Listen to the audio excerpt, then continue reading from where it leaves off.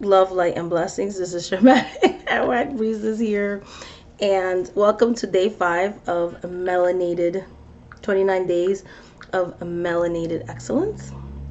Day 5, and the subject of today's video is diversity in tarot, and it's going to be my top favorite decks that I feel are inclusive and diverse.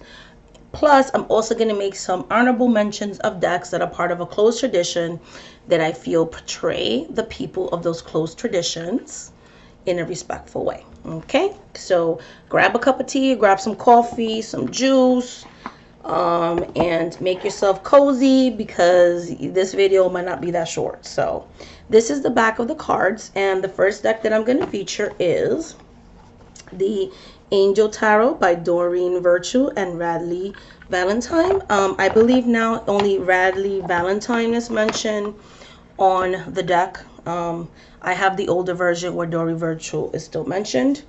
And when I got this deck, Doreen Virtue was still a New Age practitioner. She created a bigger book, like a bigger guidebook.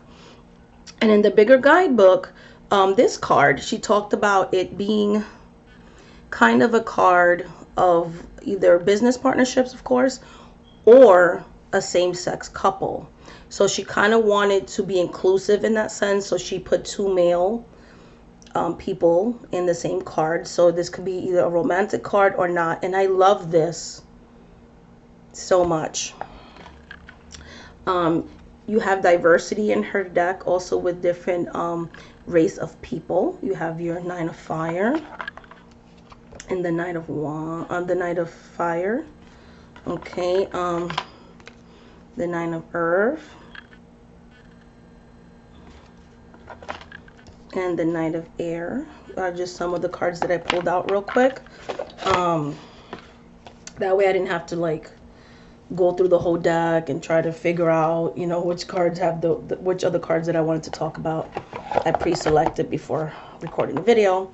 So that's the Angel Tarot by Doreen Virtue and Valentine Radley, and this is the first tarot deck I ever got when I wanted to expand from using cartomancy, which is the first divination system that I learned.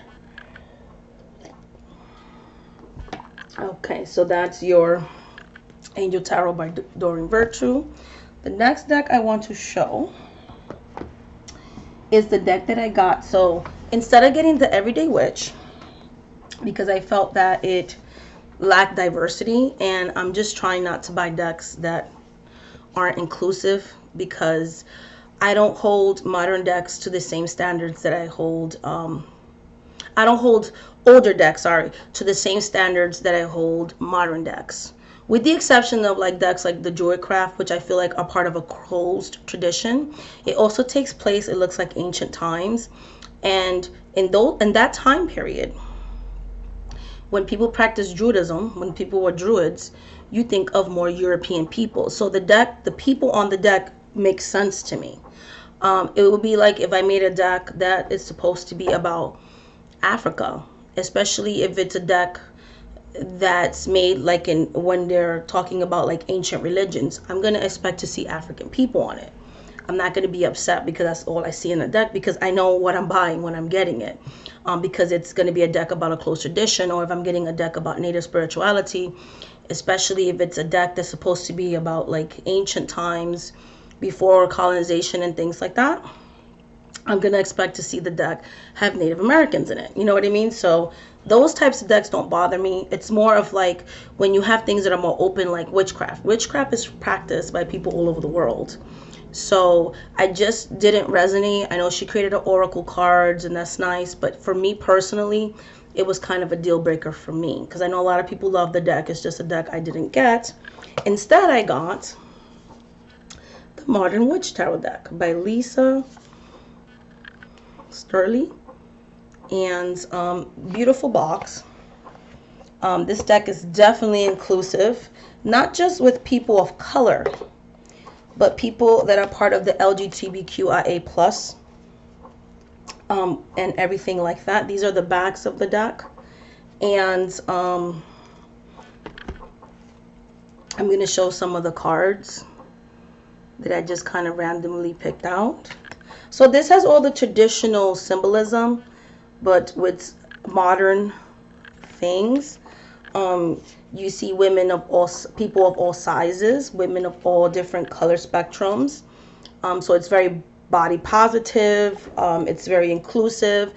It's very LGBTQIA plus. Okay, and I love that. So it's a good reader. And the Queen of Wands. When I saw this card, I got really emotional because I have a niece that has vitiligo, and she has lighter pigmentation. And she's young, so she doesn't notice. But I know that when she gets older, a lot of people, you know, they start not treating you well. You know, there's bullying is going to happen. People are going to look at her because the adults are the ones that look at her a certain type of way, not kids. Kids are innocent. And when I think of the Queen of Wands, I always think of like an Oshun energy, a, you know, beauty and charm, you know, but authority at the same, but authoritative, powerful woman that's just like dominating her sexuality and what it is to be a woman and all these things.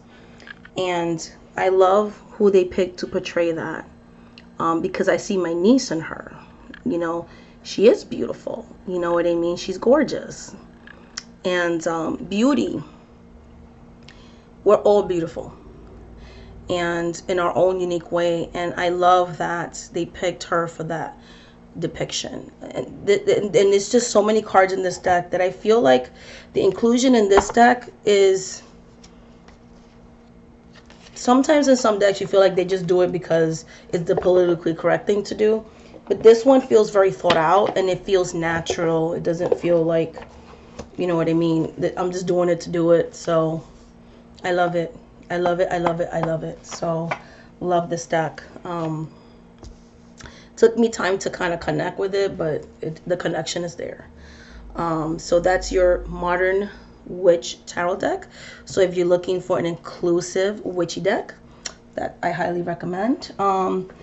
This is a recent deck that I got in a trade, because I am doing a deaf year, so, but I am trading, so I'm taking 2 out of my collection to add these, the 2 that I got, which is, I'm going to show the second one that I got in a trade. So the New Era Elements by Eleanor E. Piper, PhD, is also a deck that I consider inclusive. It has people from various cultures.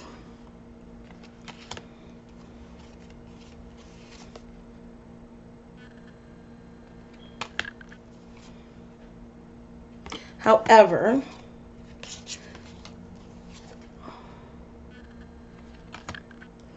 the deck itself, so there's animal cruelty in it. I understand why there's certain depiction. This is what some people will call a darker deck. So I've known people that I watch on YouTube that's kind of traded this deck or sold it off because they find some of the imagery very troubling. And I agree with that. I'm someone who is both light and shadow, and the images don't bother me, but you know, so I wanted to kind of give you guys a warning. For those that may not know, there are some darker images, which I'm going to show some, that might be disturbing to others. This is the Devil card.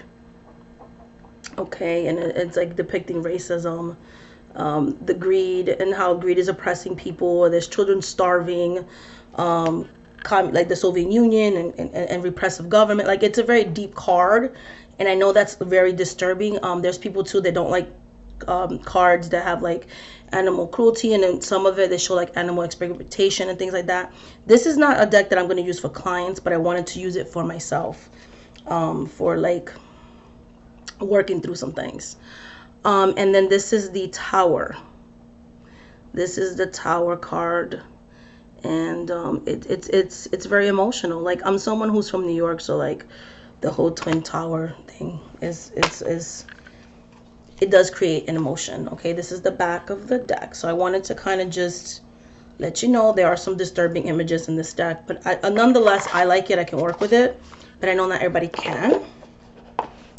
And this is the New Era Elements Tarot by Eleanor F. Piper, and it is an inclusive deck. The second deck that I got in a trade was the Light Seers. This is also a inclusive deck. It's by Chris Ann. and I pulled some pictures. Okay, I am recording. I was like, I'm not recording. No, no, no. I did pull some pictures. This is the backs of the cards. Okay. If I never got this deck in a trade, I'm going to be honest, I was never going to buy it. The same thing with the New Era. I have been looking at it and going back and forth, but I'm so happy that I got it in a trade because I love both of the decks. But right now I'm obsessed with the Lyseers. So there's diversity in this deck, which I love.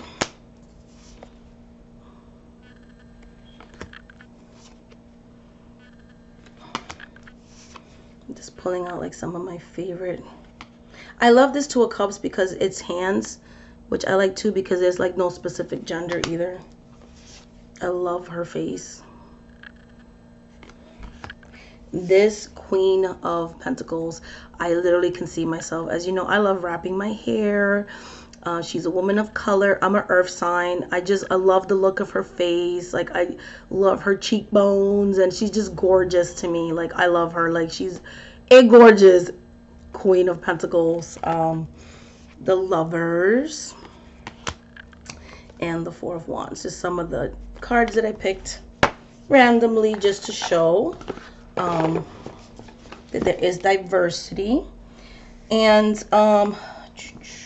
these are two recent purchases that I've had because I did allow myself to have a deaf year, but mine is more of a low buy year and things of that nature.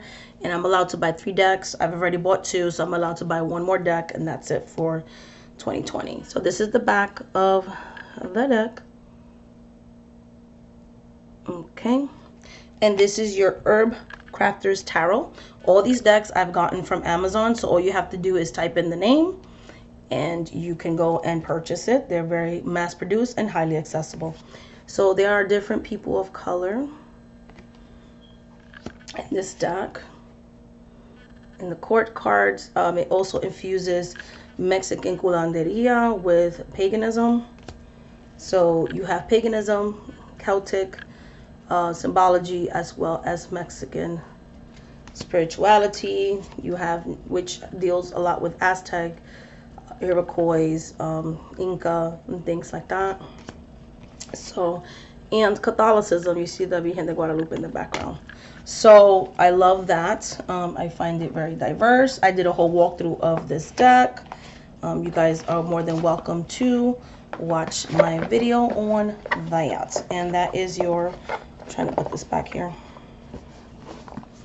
Herb Crafters Tarot. The next deck that I'm going to show, and again, it's just a recent purchase, is Precious Gems Oracle. And this deck does have diversity in it as well. And I'm going to show you some of the cards that I selected. This just looks like ISIS to me, seriously. So there's diversity in this deck. Love her and love her. So I was excited when I saw that. I have a full walkthrough. I love the faces on, all the faces on this deck. They just look like goddesses to me, like, you know? Okay. I don't work with goddess energy, but they look like when I think of goddesses, you know, because I work more with deities, orishas, loas, things like that. But they look like goddesses to me. They look like divine beings and things like that. So, and the next one I'm going to show is from a closed tradition. I believe the author has ties to the Seneca tribe.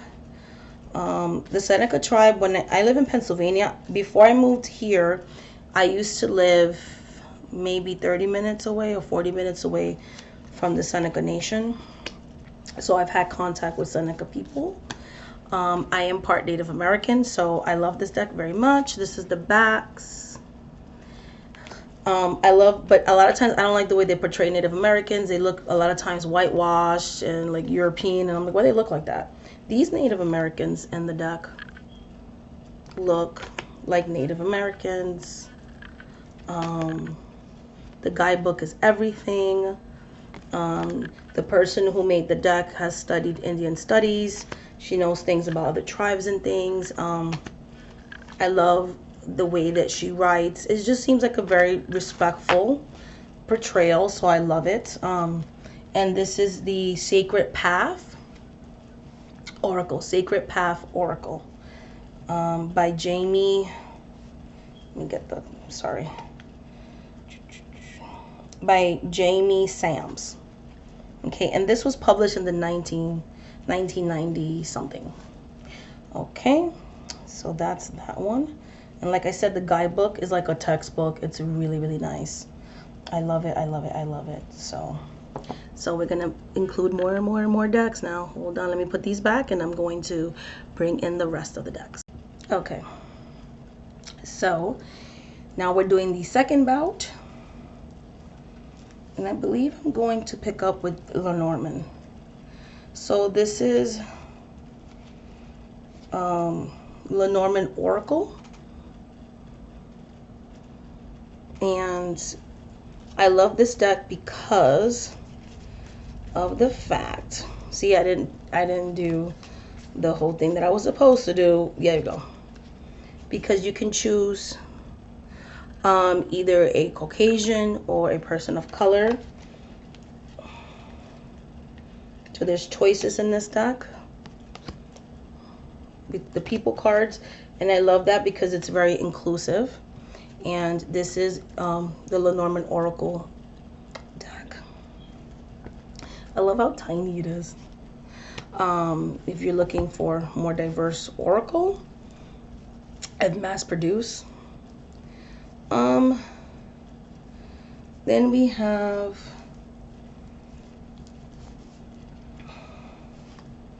the Under the Roses Lenormand by US Games, and same scenario in this one as well. You can choose your court cards. So this is the gentleman and the lady, or you can choose this lady and this gentleman. Okay, so there is diversity in this one as well. These are the backs, and this is the Under the Roses Lenormand. So if you're looking for a more diverse, inclusive Lenormand card deck, you can do that. You can also do same-sex readings with this, because you can use the two gentlemen cards or the two lady cards and things like that. So even for that also is good. All right. I'm gonna pause the video, and then I'm going to take out my favorite cards from the deck. Be right back. Okay, so now we're doing the second set. So we talked about the Lenormand. Oh, I hate when the camera's shaky. I'm gonna show you a couple of more decks. So these are decks that I also feel are inclusive, and they're tarot decks. So like if you're looking for mermaid decks and things like that, you have the Mermaid Tarot deck. This is the back. It's just gorgeous, and it has a great guidebook minus the Yemaya description one. Everything else is good so far. So this is Yemaya, and she is portrayed as the Empress, and I just love her. I love that she's pregnant. I just think she's beautiful. So yes, this deck has a lot of diversity in it. Completely love it. Different people from various cultures. The artwork is gorgeous, and I love working with the Mermaid Tarot. Definitely recommend. and it's very easily, it's like, you know, it's accessible, like you can get it, it's mass produced. So another deck that I recommend for if you want to work with a diverse deck and things like that is the, oh, the book is all messed up right now. This is a Los Caribou deck, and it is the Silver Witchcraft Tarot. And I just pulled out some cards. There is diversity in this deck. This one is very glossy. It has beautiful, hold on. It has beautiful silver gilding, which mine's is starting to wear out, but I've had this deck for years. For as much as I use this deck, the gildings held up pretty nicely. This is the back of the deck, and this is your Silver Witchcraft. This deck came out before the Everyday Witch, and I love it because it's diverse. So love the Chariot card and the little baby on the top. So yes, this is a great one as well. I feel that, you know, it is inclusive and things like that. And if you like working with witchy decks, highly recommend. I still use this deck a lot, especially for myself, and that's the Silver Witchcraft Tarot. Next deck. This one is kind of falls into, like I said, the Dwarfcraft. This is the African American Tarot, so I'm expecting to see people of melanin. What I love about this deck, I feel like this is a great one for Black History Month because it brings it to Africa, but then it also incorporates historical figures that contributed to African American history and made contributions and things like that. Those who are the little blue people, though these is like in the Americas, and then it brings it to the motherland, so it ties them together. And I love how they did that in this deck. So I did a very detailed walkthrough of it, so if you want to see all the cards. And this is your African American Tarot, and it's by Los Caribou. This is the beautiful backs, and highly recommend this deck. Completely love it. Learned a lot of history. It made me research to see why they put those people in the deck. Like, why did they put that historical figure and how it relates to the way that I would interpret the card. It has African deities. There's Loas, Orishas. It's a very, very, very deep deck. And like I said, it's mass produced, so it's accessible. The last couple of decks that I'm going to show are from Closed Traditions. So this is the first one I'm going to show for that category. And this is your Orisha Tarot. This is the back. Now, as far as the racial court cards, oh, we got blurry. The court cards are racially mixed. So you have people of all different colors, pigmentations, and things like that on the court cards. And this deck is supposed to cover like Orisha veneration through Santeria. The person who created the deck is Santero himself. And what I like is that the Orishas do look African in this deck. He didn't whitewash them. So I'm going to show you some of the cards from this deck.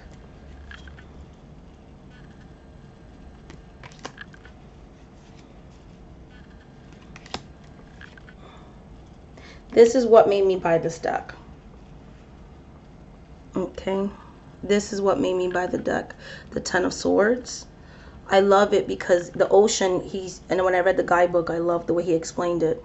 This is supposed to represent, you know, when the Americas got discovered, it happened in ships. It happened with Christopher Columbus, and he killed the indigenous people. Later on, they started to enslave the Africans and things like that. So it's kind of a dedication to the things that have been done to people of color throughout history. So pretty much the oceans have the blood of our people in it, you know. And then you see like the skeleton in the background. So it's a very powerful card. And I love it because, you know, it's very powerful. You know, literally the ocean is full of the blood of the ancestors. Like, that's powerful. And I love the message in this when he describes why he picked the symbolism and things like that. And this is your Orisha Tarot, so it's a very good deck. It has Pataki, so it has stories about the Orishas and things like that. Like, it's a really good deck. Highly recommend. The next deck that I'm going to show is the Afro-Brazilian Tarot. This is another Los Caribo deck. And this one has Orishas in it, but this one is Candomblé, which is a different form and a different, completely different religion from Santeria. The guidebook is troublesome because I don't like what they said about voodoo. So I still have the guidebook to just show you the name of the cards because I threw away the boxes. But yeah, I could have done without the guidebook, put it that way. I found it to be very prejudiced and biased. But other than that, I just read this deck intuitively. Because I do know who the Orishas that are being portrayed, and I can relate that to the meaning and things like that. And I do a lot of self-work and things with this deck, so I do love it. I do recommend it. And this is your Afro-Brazilian Tarot. That's the box. So that's that one. And last, but definitely and certainly not least, okay, is my beautiful Vision Quest, which is also in the category of closed tradition. This is the name, Vision Quest. It is by AGM, and then I just pulled some of my favorite decks. This is the back of the cards, which is gorgeousness. And I love this deck because, you know, I do have Native American ancestry, Taino, and also American Indian. And looking at this makes me feel connected to that part of myself. And I do love working with this deck. So I highly recommend this one. I feel like the artwork is so respectful and it's just so beautiful, and things like that. So that is it for my top recommendations for inclusive and diverse Oracle, Tarot, and Lenormand decks. Like I said, it's getting better. I wish there was more, of course, but it is getting better. So much love, much light, much blessings. Thank you for watching this video, guys. And until the next video, we're going to keep going with 29 days of melanated excellence, okay? Please comment below because that's what's going to keep me going. This is a lot of work to do and post videos every single day. And so comments mean everything to me. If you like this video, thumbs up. You know, hit the like button, subscribe, you know, and most of all, comments. You know, when people are working hard on videos, I always try to comment as much as I can just to let a person know, hey, I watched your video, even if it's a smiley face. It motivates. When you don't see comments on a video, it makes you sad. And even if I don't directly respond right away, I do always respond to all my comments on my videos, unless they're offensive. Okay, much love, much light, much blessings. Thank you so much for watching this video. If you want to work with me on one-on-one basis, shamanic@whatpriestess.com. Go to my website. I do psychic readings and provide various spiritual services. And I'm going to be starting a second ancestral healing courses. I believe either April or May. I believe so far what I've come up with is going to be most likely in May, in the spring. So, and it's affordable. It is in the website. And I already started my first group of students and they're loving it. So if you want to heal ancestral traumas and things of that nature, this is the class for you. It's going to be some self-work and things that I've actually applied to myself. And the class is catered to your specific needs because everybody has different levels of healing that they have to do, and it's not a one-size-fit-all. You know, it's not a one-size. It's a specific plan that I'm designing for you. Anyways, and much love, much light, much blessings. Thank you so much for watching this video. And until the next video, guys, happy Black History Month. Bye.